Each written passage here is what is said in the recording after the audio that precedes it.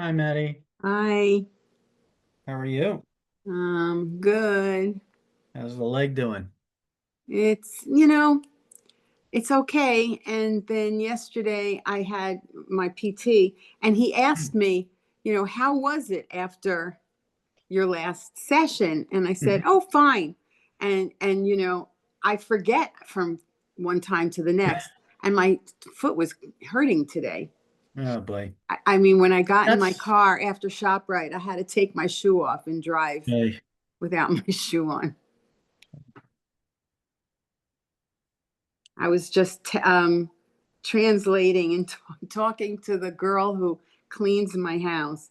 Whenever I want to say something to her, she says, she holds her hand up and grabs her phone and sticks the phone in my face, and it and it translates. translates Yeah, so to Spanish or it's the Spanish, right? I okay. talk, she reads it in Spanish. So I was just telling her how great a job she did today, and so I have to type in my phone and go to Spanish translating and then type Hmm. it into the thing. It would be easier for me if I could just tell my phone I want to text in Spanish and have me type in the texting thingy and have it automatically translate. But I don't know. Or sometimes the Hello. translations. Hi, everybody. Hi, Yeah, Carol. I Hi, bet you they Ricky. Hi, have that. Andy. Shalom, Rabbi Papi, and shalom, Manny, and shalom, Carol, and shalom, Hello, Rick. hello. You know, Shalom, shalom. So Moshe came home from Israel today. He went on a birthright. His Yeah, oh, program, that's right. That's right. Jessica was telling me. yeah, his I program can was I can for point out that Orthodox boys. my granddaughter went on Aliyah on Tuesday on that plane that Oh, took wow. 225 olim. That they featured in all the newspapers. That the biggest Aliyah flight that they've had since the war began on October 7th. Wow. Nefesh B'Nefesh. She's a psychiatrist, Uh-huh. and she and her husband and their four great grandchildren, are now going to be living in Israel. Wow. Where Uh, do they know where they're going to be living yet? Well, Nefesh B'Nefesh is going to probably work that out. Yeah. That's why they're on that plane because Right. we're going out of Israel. I'll never forget when my nephew and niece made Aliyah to Israel. That was like about 40 years ago. I don't Oh. remember how long it was. But I was the only one who showed up at the airport to see them off. And my nephew said to me, Yehuda, Uncle Yehuda, he said, this is the first time in my life that I'm walking around without any keys. I don't have keys to a house in the United States, and they haven't yet given me that keys to my residence in Israel. So it's a very strange sensation to walk around and not have any keys in your pocket. You yeah, know, you feel homeless. well, yeah, Right. well, he was at that point, but Nefesh B'Nefesh, that's the big. I don't know if you guys are aware of what Nefesh B'Nefesh is. You seem Yes. to be Yeah. very much aware of what birthright is. But Nefesh B'Nefesh is the job to get people who are in Western countries to go in Aliyah permanently. And they only work in the Anglo countries. I think they also work in France. Yeah, they do work in France. In Yeah. fact, my niece worked for Nefesh B'Nefesh for a while. But you have to realize what's involved in organizing. There were more than 100 children on the plane. Okay, there were pictures of it. All you have to do is Google Nefesh B'Nefesh, and you'll see pictures. I even managed to locate my grandnephew in one of the pictures, but I couldn't find my granddaughter yet. But I will. It's just a question of how much time you're prepared to devote to one person, picking one person out of a crowd. And you should see them kissing the ground. It's nothing short of incredible. I mean, talk about a high, you know. And now I can Yeah. actually say I have skin in the game. Hmm. Well, Hi, Rabbi Moshe, Zucker. How you Good Moshe, doing? Rabbi Zucker showed afternoon. up. Oh, shalom, Rabbi Zucker. Yeah. so Good Moshe afternoon. landed this morning at five. No, at yeah, 5 o'clock, 5 a.m. But his luggage was still in Israel. Oh, yeah. So We were hopefully, lucky. We had not only did both our girls come home from camp, but our Rishona, the young Israeli woman who had stayed with us a few years ago when she was working for Federation. Um, she has been working the past couple of summers at Ramah, Canada. So she came up to visit with us for a while, which was just awesome. And her boyfriend, who she met at camp, Yay! yeah, he's actually the son of two conservative rabbis whom I do not know. Double I'm yay. yeah, I'm so old that all the rabbis today there. But the he's making Aliyah in January. He's going to join the army. His sister has already made Aliyah, one of his sisters. So, it's a very strong Israel-oriented family. So I think Shachar's excited and we're excited for her. So Terrific.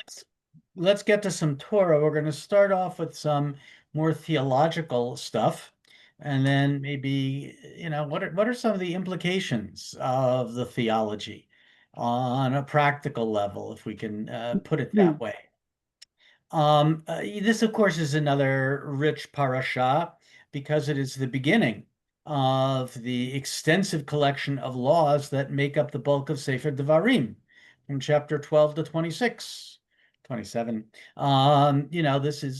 These are all the laws that Israel will have to observe when they enter into the land. As we've talked about, we think of the Brit at Sinai, but there was also the Brit and the plains of Moab as they're about to go into the land. So we begin to get the laws. It's a very interesting introduction, and we're going to look at that and think about what this means. So the opening, of course, is Re'eh Anochi noten lifnechem hayom bracha uklala. See, I place before you today a blessing and a curse. And the point is that they are given a choice. Israel, and this is emphasized, at other points in Sefer Devarim. We have that implied in many other places in Tanakh. And we know, as we'll see a little bit in Jewish thinking, that we understand that we as human beings have free will. We can make a choice. We My can make sermon a, this a week is good called choice. Choices, Choices. Pardon me?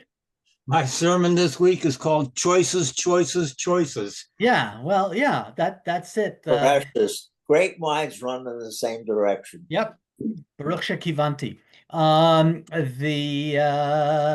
There's a very famous line in one of the Indiana Jones movies where they're searching for the Holy Grail, and the Nazi thinks he's found Jesus' cup that will grant him eternal life, and he drinks it. And of course, he's totally wrong because he assumes that it's going to be a fantastic, a beautiful, wonderful cup.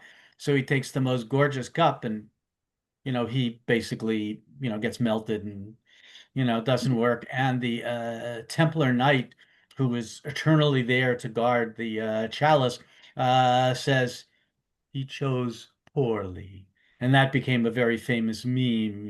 He chose poorly. So we have this choice. Now, that does run up against some theological issues because how do we often conceive of God? That God is, we use Merciful. the word omni, like he's omnipresent, but he's also Omniscient. omniscient. So, if God knows everything, wait a minute, how do we have choice? And in fact, there are religious traditions that say that, it's all been predetermined. And the Mishnah tackles this head on. And here's how they explain it. Very famous line from Pirkei Avot, Hakol safui v'arashut netuna, u'v'tova alam nidon v'akol lefi rova ma'aseh. Everything is foreseen, yet freedom of choice is granted. And the world is judged with goodness, and everything is in accordance with the preponderance of works, which we're not How do going to. those these things go together? Pardon me? The first two make sense the way you're presenting them. Yeah. Hakolsa Fuivar shouldn't tuna. But the last one, Hakola Rova, how does that go with the rest of the I don't think it necessarily does, except in the minds of the rabbis, it does. So, for example, I didn't bring in the Midrash, but there is a another midrash that Lefi Rov HaMaaseh, that each person has to recognize his or her responsibility because everything is judged. The individual is judged by the preponderance of his or her works. The community, the world is judged by the preponderance of works. So any one person can actually tip the scales in either direction. So That's that, really good. You know what Rabbi Hirschon said about that? He said, what it means is it's better to give $1 to tzedakah 1,000 times than to give $1,000 once. eh, alavai, we could all just give $1,000 however we give it. But yeah, I mean, it's the sense that every act, um, Neil Gilman, Alav Shalom, used to talk about the fact of, and people have different modes of spirituality or different ways in which they organize their religious energies. And certainly within Judaism, one of the things that we do is like count up the mitzvot. And even, we have a number, 613. Even though that's a symbolic number, nonetheless, there's still a sense that you want to say 100 brachot, you want to do 613 mitzvot, that, each and every one contributes.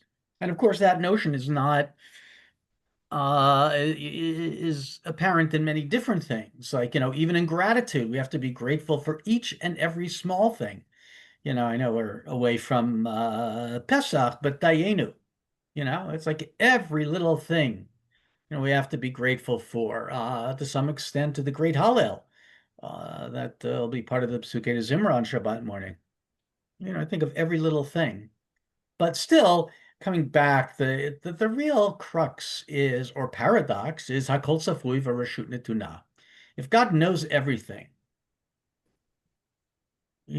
doesn't God know what we're going to choose? Do we really have free will? Yeah. And, pardon me? No, I mean, just the fact that God knows what we will choose doesn't mean we don't have free will. He just knows what we're going to choose, Right. That's one way of answering it. I think. I think what Carol's trying to say is there's no problem in the first place. In other words, the question itself is artificial. And the Tanakh for sure would not look upon that question as a serious question. That's a Rambam type issue.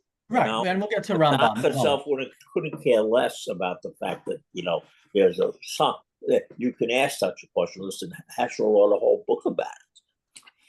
Yeah, but certainly, for later Judaism, it's an issue because we discuss it, and we'll get to it. That it's also to some extent. Well, let's go on. Let's do the next one.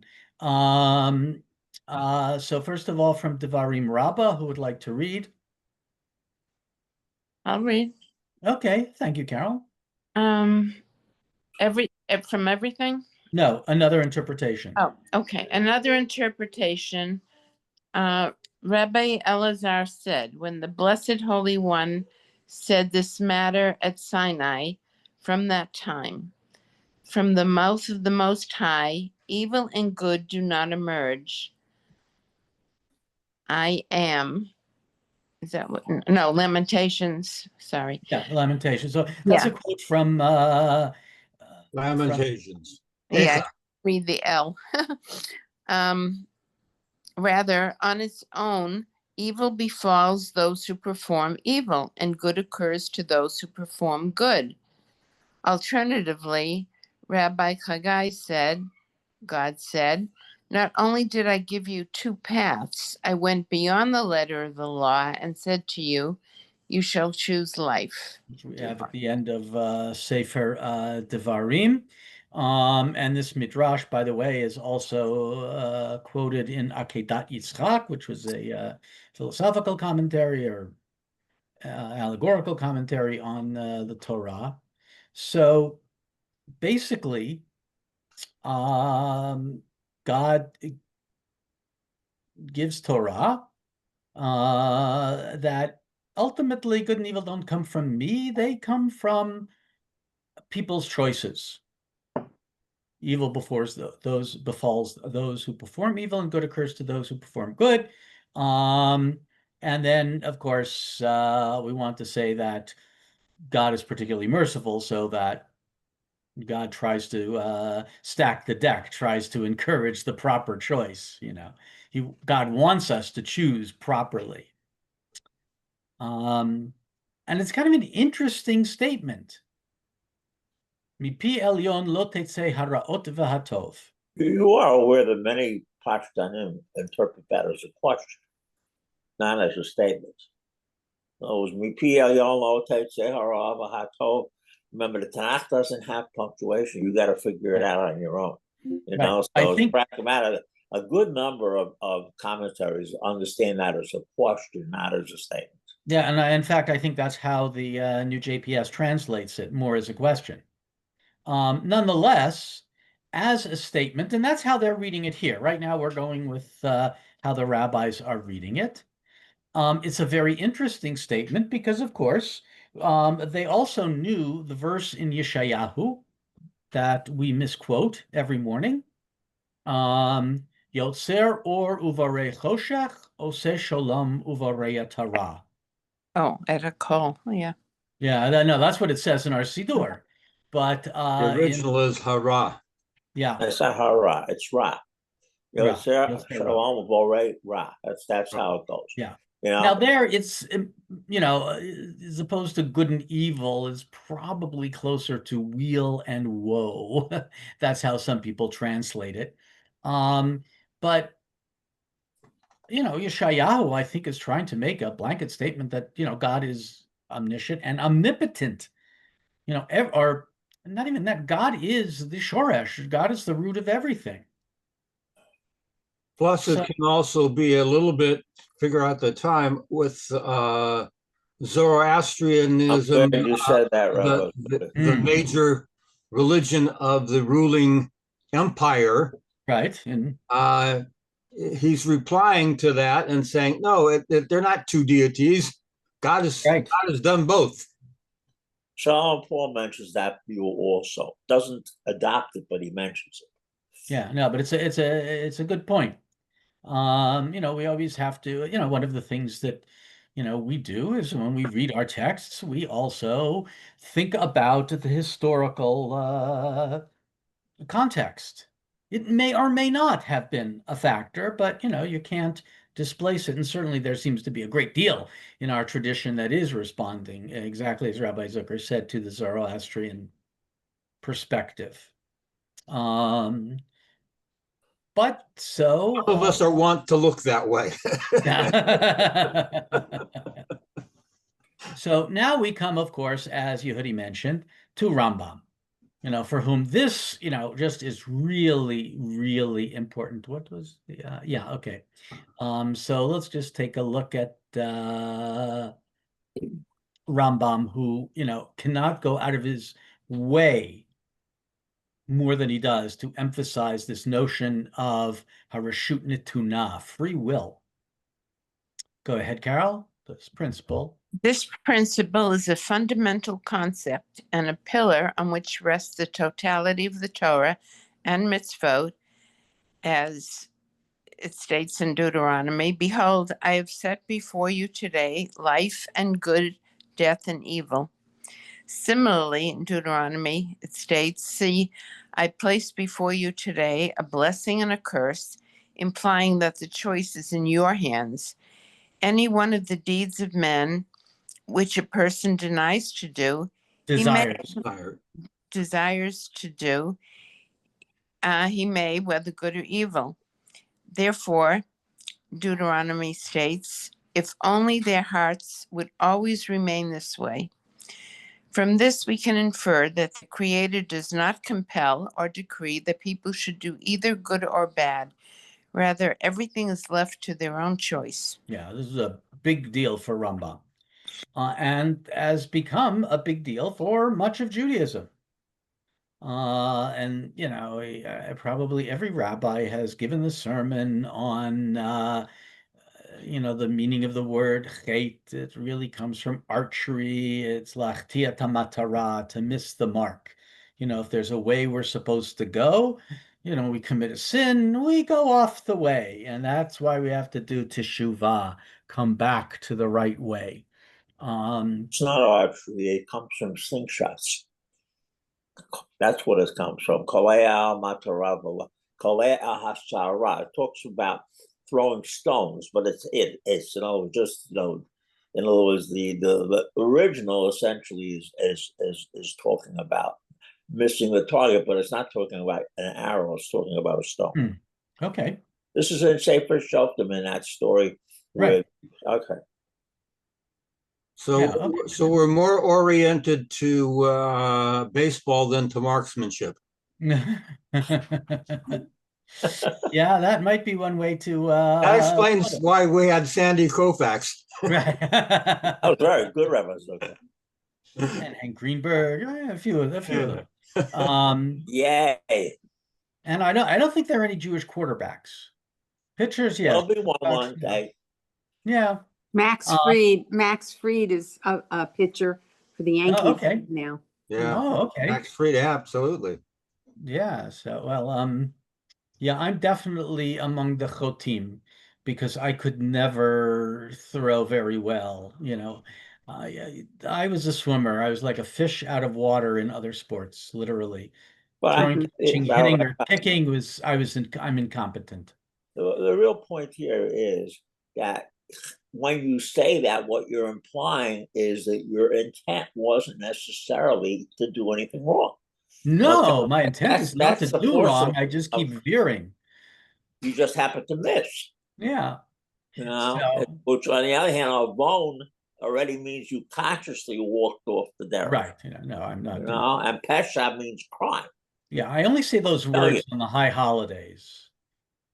Viti, Pashati, so I leave that for the Yamim Noraim. So, this, I think none of this is really surprising to us. But it also leads, well, into some other questions. Okay. Human beings have free will. So what is the power, and evil and good seem to come from human beings. What is the power that human beings have? We're going to take a look at this incredible work, Shnei Luchot HaBrit, written by Yeshayahu Horowitz, as it says here, an encyclopedic collection of Halacha, Kabbalah, and Musar from the 17th century. It's often known. The most important Hebrew text of the 17th century. Yeah. Had tremendous, as it says here in the footnote, tremendous influence in Chassidut.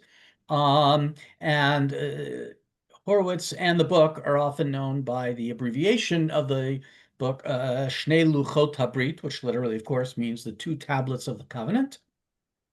Shla. So my Chavrut and I, we started studying it, but too much Kabbalah for our Talmudist.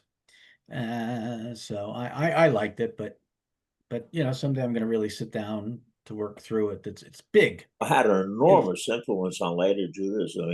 It's Shnei Luchot HaBrit that sold the idea of Kabbalat Shabbat.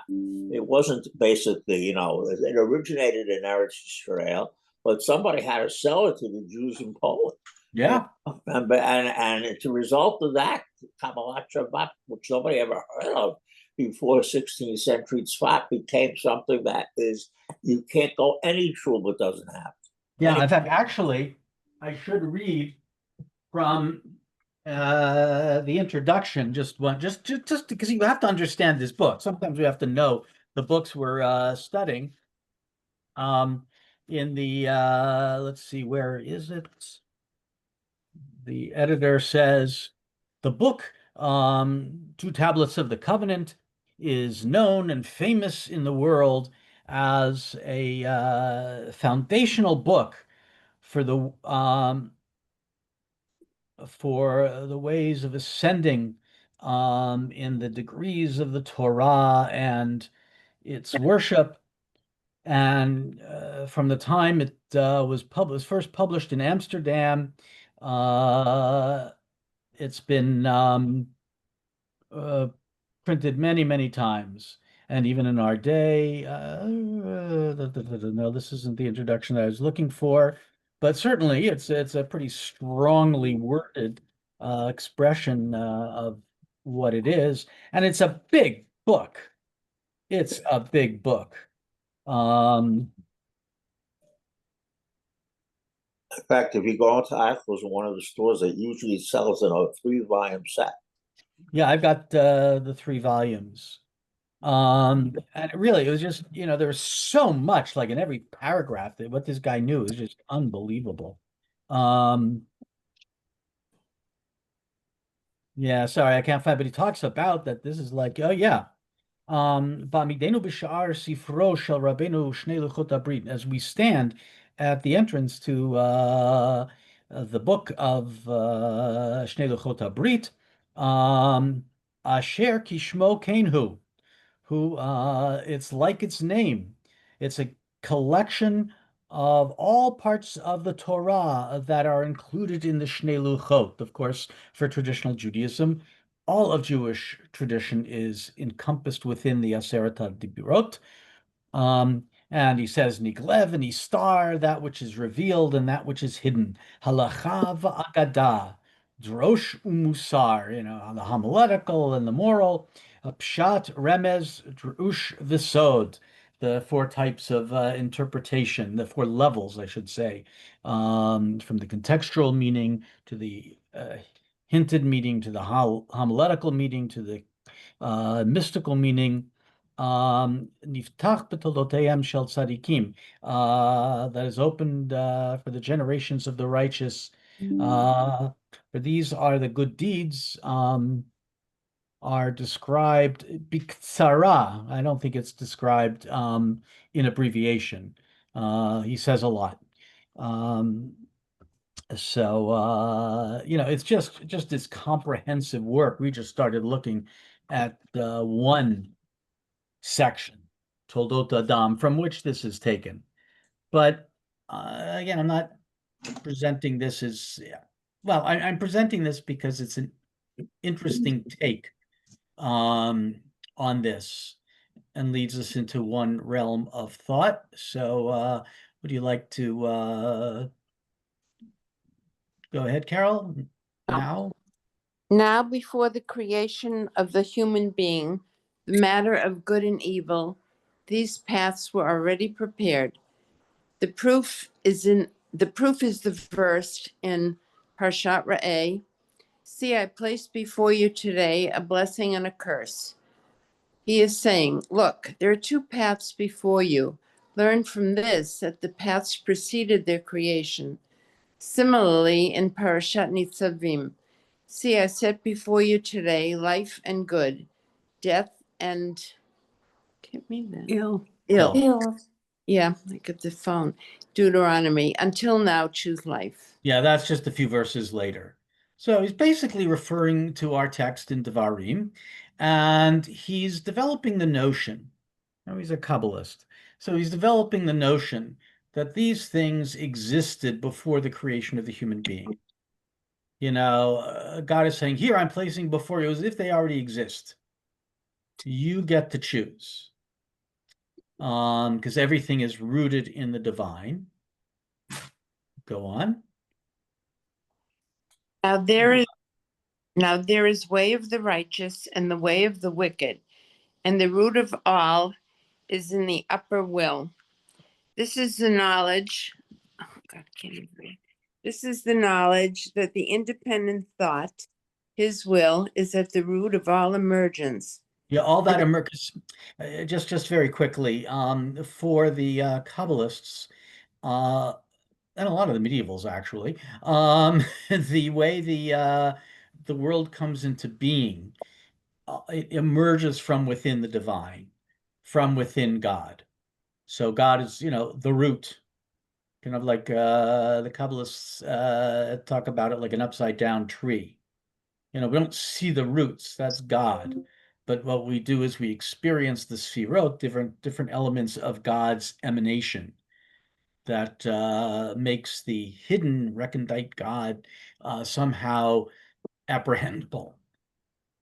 not visible, but a way in which the human intellect and the human mind can understand. But there's the sense that everything emerges, both spiritually and physically. And it's also, very much kind of like the process of speech, how a word begins in the mind until it actually becomes articulated, or how thought develops. So just so you know, it's behind his thought, his language here. But basically, it all is coming from God. All of this, there is something from above that emerges below. Go on, Um, and but the all. and all. I don't see that. And Oh, person after emergence. Yeah, after Yeah, emergence. all that a person does is through the upper power.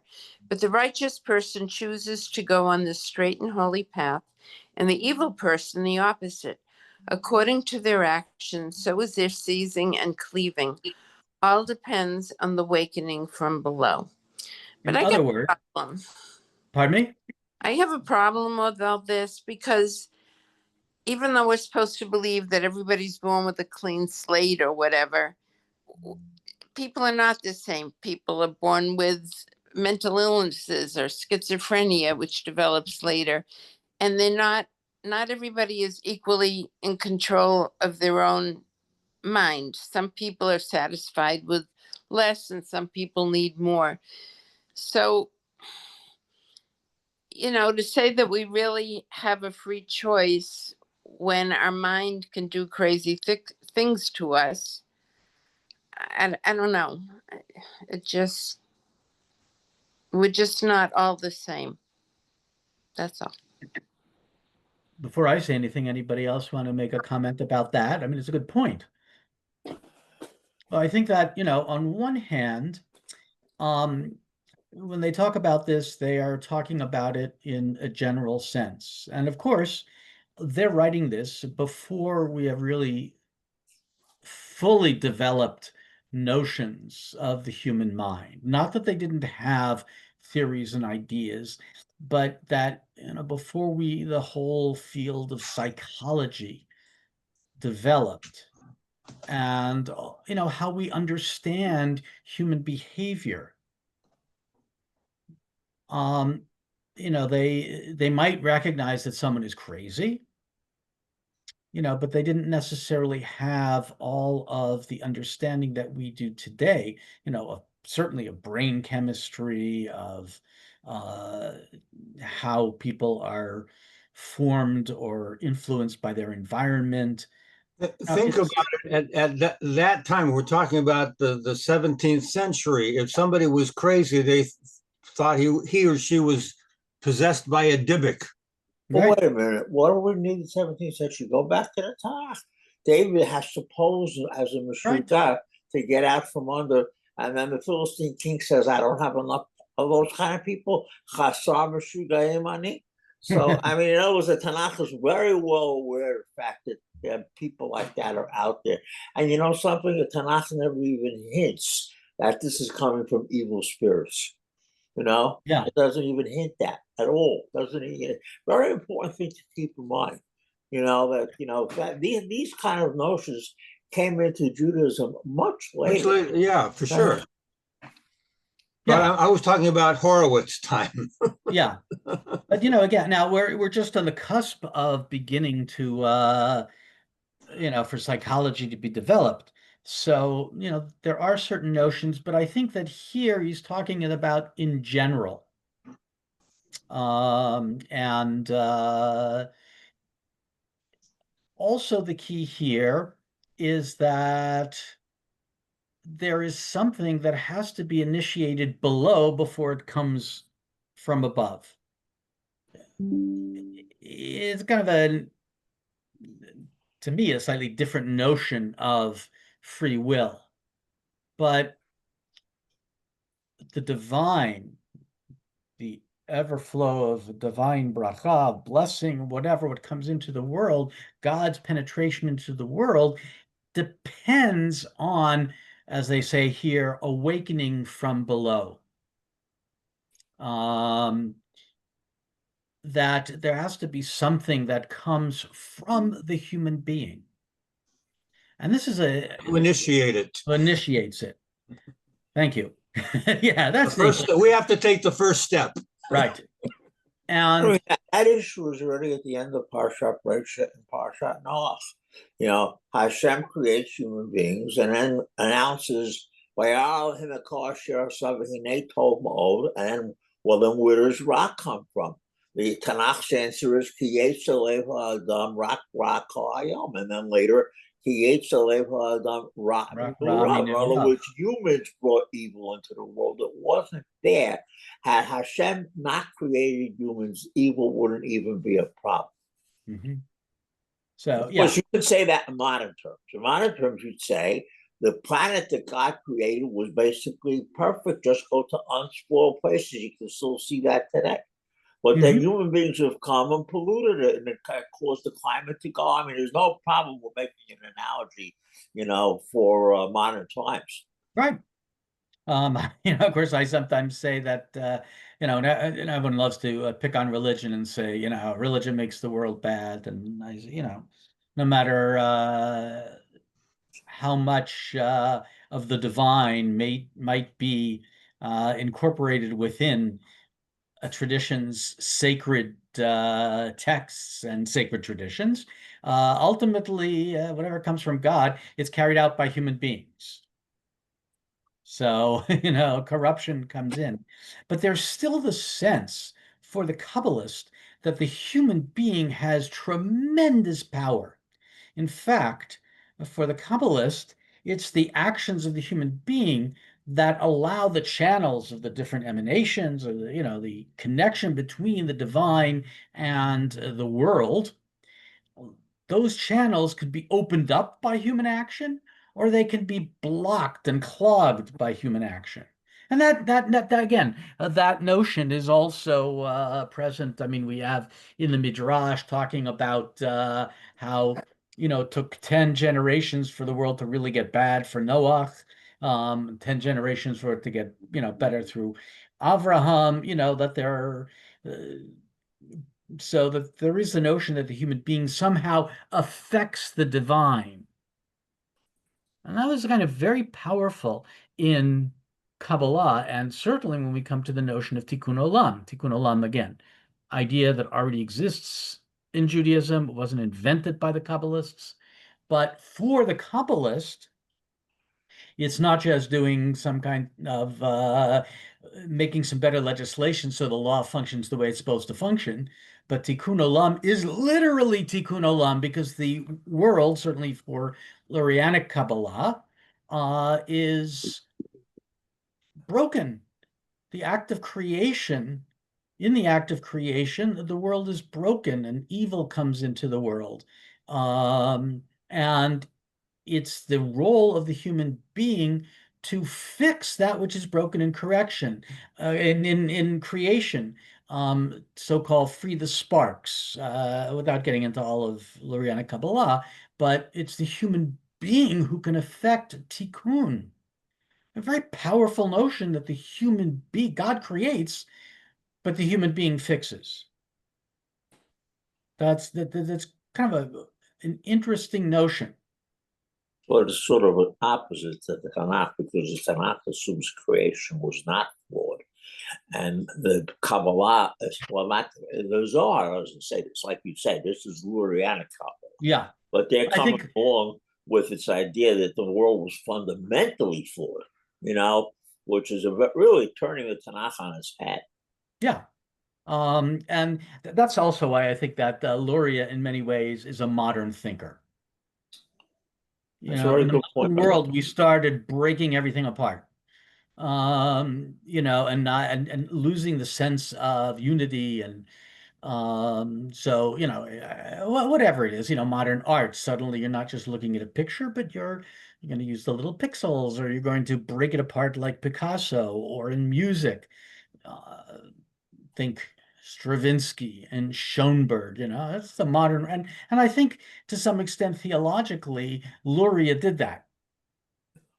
Um, so it's Lurianic Kabbalah. A lot of people are drawn to that notion, but just so we know where it comes from. But either way, whether you take Lurianic Kabbalah or earlier Kabbalah, which simply draws on Judaism, on Tanakh, or certainly on rabbinic literature, we have a tremendous role in the world. We have free will, and because we have free will, our decisions will impact on what happens in the world. We have a tremendous amount of power.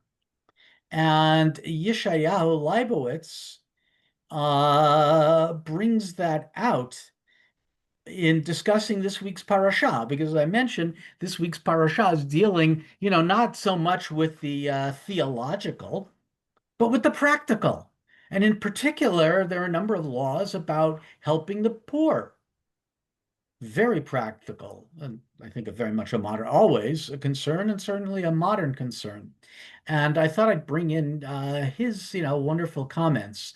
Yeshayahu Leibowitz was a scientist who eventually became a philosophy professor at Hebrew U. Brilliant guy. He was related to another low achiever, Nechama Leibowitz. Just absolutely brilliant people. I only heard Leibowitz once. It was we had him at David Hartman brought him. This guy did not pull punches. He was to some extent, I think, a gadfly for of Israeli governments because he was not shy about expressing his opinions, but he was brilliant. He was sharp. He was an And amazing it was guy. also a gadfly for the religious establishment, Oh yes. besides the regular government. Oh, He did both. absolutely. Yeah, because he was totally a frum Jew, That's right. That's the point. completely and totally a frum Jew. But he really, he criticized everyone. It just reminded me a little bit, Lahavdil Elef Havdalot, but it reminded me a little bit of what they used to say about Vince Lombardi, the great football coach. Oh, Lombardi, oh, he's very fair. He treats everybody like a dog. Um, That's funny. so I don't think Leibowitz treated everybody like a dog, but he wasn't delicate, which every society needs.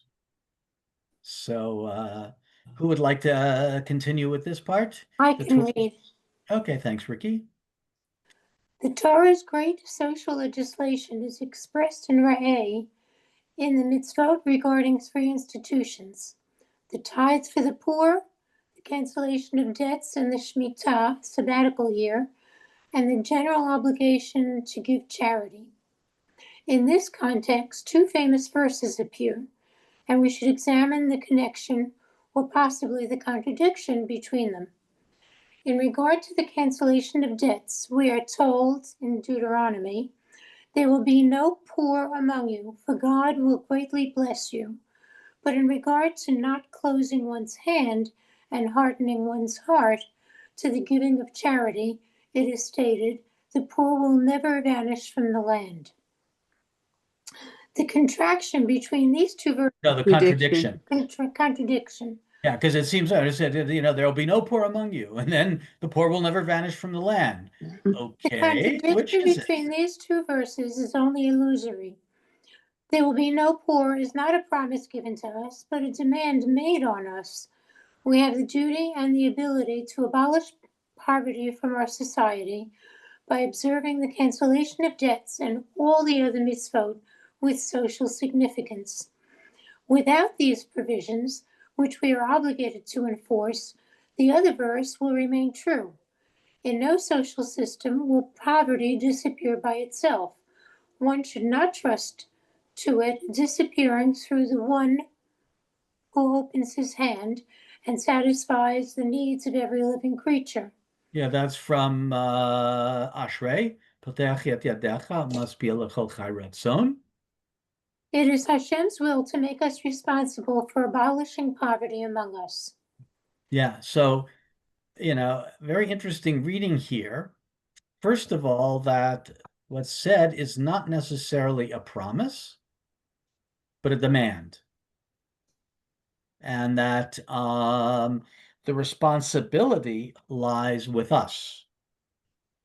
So again, the sense that the human beings have the power in this world. Go on. It is a grave error to understand the Torah and the prophets as implying that God's promises will be fulfilled regardless of our behavior. A divine promise is always a demand made of man. This is the way things ought to be. And thus, Tosafot, a majority commentary on the Talmud from the 13th A century, major commentary, not necessarily the majority, but certainly. understands prophetic promises with profound significance for faith. The prophet predicts only that which should be, Bavli Yibamot, with no certainty that this is what will be. This rule applies even to the vision of the messianic redemption. It is what should be, but whether it will be depends, at least to some extent, on us. Yeah, very powerful. And we know, and I think we're familiar with the notion that there's a strong strain in Judaism that really is not happy about people trying to push the end. Blasted be the bones of the person who tries to push the end times. And we're supposed to work for it. To some extent, the messianic belief is not just a belief, not just a hope, but really a mission. Not to say that all of Judaism says the same thing. It most certainly doesn't. But these are very strong strains in Judaism that Leibowitz is bringing out. That, just be careful. It's not these promises are not necessarily what is going to happen. What's going to happen really depends on us. By the way, to some extent, Rashi, along similar lines, whether or not there will be poor present in society, he says also dependent on human behavior. Not quite the same as what Leibowitz is saying, but we should just read it because it's Rashi.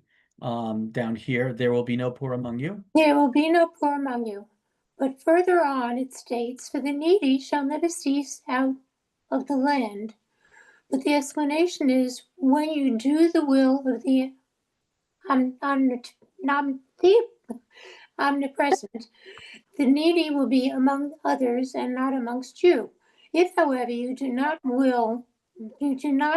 will That should of be the you do not do. Sorry. the needy will be amongst you. Yeah. So, a little bit of a different reading, that,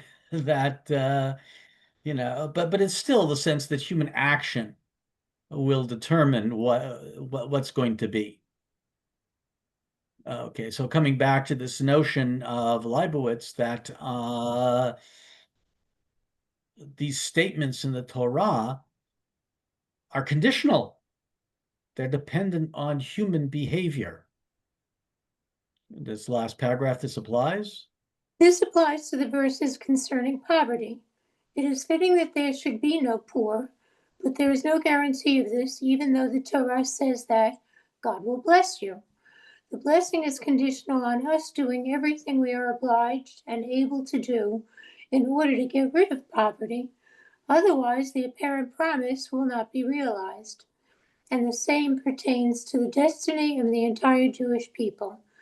Amos, Jeremiah, Ezekiel all promised that the 10 tribes would return from exile and rejoin the Jewish people, and the promises were not fulfilled. That does not undermine our faith in the prophets of truth and right. They prophesied what should be, but we were evidently not fit to have these promises fulfilled. I'm sorry, what's the source? Is this Rafi talking? No, where are we now? No, we're now back in Leibowitz's Torah. Okay, because that sounds off the wall. I was wondering why she would say something like that. Yeah, no, that's not something Rashi would say. Yeah. But Leibowitz must have loved Hirsch Kalischer and Yehuda Alkali. Maybe. I don't know. Modern Well, I mean, Zionism that starts last with them. We statement got to is do it not. ourselves. right. He certainly was a definite Zionist. Um, so, I just think it kind of interesting here to move from what is potentially a theological issue, as Yodi correctly pointed out. Um, it's not necessarily an issue for the Tanakh. They weren't necessarily thinking of this contradiction, but certainly for later Judaism, we have the whole question of human, the human role in the world, our personal role, and and it is an issue in a theological question about hashgacha pratit, what we call like personal supervision. How much is the divine involved in the life of the individual as opposed to the life of the entire nation or the life of the entire world? These are theological questions. Why do the righteous suffer and the wicked prosper? Why did this happen to me? There are a lot of questions, a lot of things that seem to, we have this equation that I think most of us would still affirm that God wants us to do good. And if we do good, there will be some kind of reward. Even though it later tells us, don't serve God in order to get a prize. But we like to believe there is some order to the universe. Now that's the order that we're imposing on it. As Joe points out, like you don't really get the whole picture. But Indeed.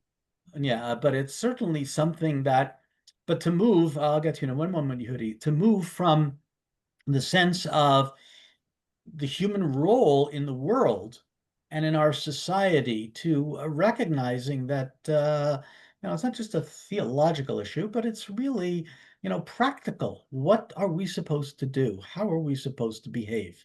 Yehudi, go ahead. I'm asking you a question. Do you have any idea who coined the phrase hashgacha pratit? No, I don't. Because the real meaning of hashgacha is actually observation. Right. It True. doesn't really mean supervision. I Right. grant you, in modern Hebrew, you get a word like mashgiach, which becomes, to some extent, a supervisor. But the original meaning of the word was just to keep an eye on something, Yeah, well, in the something Psalms when it important. talks about God. Well, it's also talking about human beings. The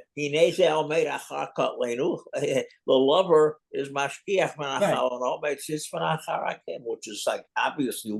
But what I'm getting at is I'm wondering where such a phrase, you know, originated, because it really isn't quite exactly, it really misses the mark in many ways. Okay. I realize everybody talks it that way, but it's like tikkun olam. In other words, one of these phrases that gets into out there into the ether. And then once it gets out there, people do whatever they want with it. Right. In Yeah. other words, I'm sort of curious to know how this got into the ether in the first place. That's a good question. I'm really not sure. Although I think that there's another line, again, much later in Jewish tradition, but a very famous Hasidic line that, you could learn from everyone.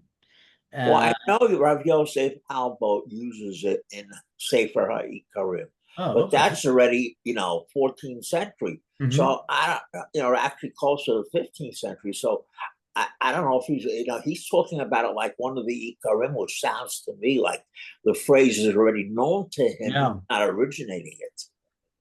Yeah. So I don't know. I'll try and check with my friend You can who's, send me an email yeah, I'll see if where I raise my my hand. friend who's the philosopher. Um, but there is, I think of all this. I think of uh the Hasidic teaching that, as I mentioned before, we should learn from every person. We can learn from every person. And the students asked him, well, what can you learn from someone who doesn't believe in God? And he said, well, if there's another human being in trouble, you have to act as if there is no God and help that person. So I think that, it's not just that we have free will, but we have a responsibility, like living in White Meadow. It's not just a right, but a Oh. responsibility. And yeah, I love that sign. But that's how Judaism thinks about it. And certainly as we approach the Torah and we look at Sefer Devarim, now parts of Sefer Devarim, as we've talked about, are very, very harsh. And that reflects its political background and as well the time in which it was written. But at the same time, as we'll see in this week's parasha and throughout the book, the laws are very, very much rooted in social justice and very much concerned about how people interact. I think we talked about last week, and one of the differences between Sefer Vayikra, or I should say the priestly writers, and the Deuteronomic writers is the Deuteronomic writers are much more socially oriented. And understandably, the priestly writers are more concerned with ritual. Not so much, not that Deuteronomy doesn't care. Certainly when it comes to centralization, it cares very, very deeply. But, there is the sense that we have responsibilities. And I think that this is always a crucial message for the Jewish people. And I kept this teaching of Leibowitz because I just thought it was really very very interesting how he takes some of the thinking. It might be the theological statement, but realizing I love the idea that it's not a promise, but a demand. So just some thoughts for this Shabbat. Yishar Koch Achara, Bye. Thank Much. you. Toda rabah to Bye. everybody. Thank Shabbat you. shalom. Have a great weekend. Shabbat shalom. There's Tov coming up. Oh, yes, yes. Right. We're benching Rosh Chodesh. Right, right. Right. Take care. And get out your shofar. Yeah. Got to start practicing. Dust it off. Kol Tuv.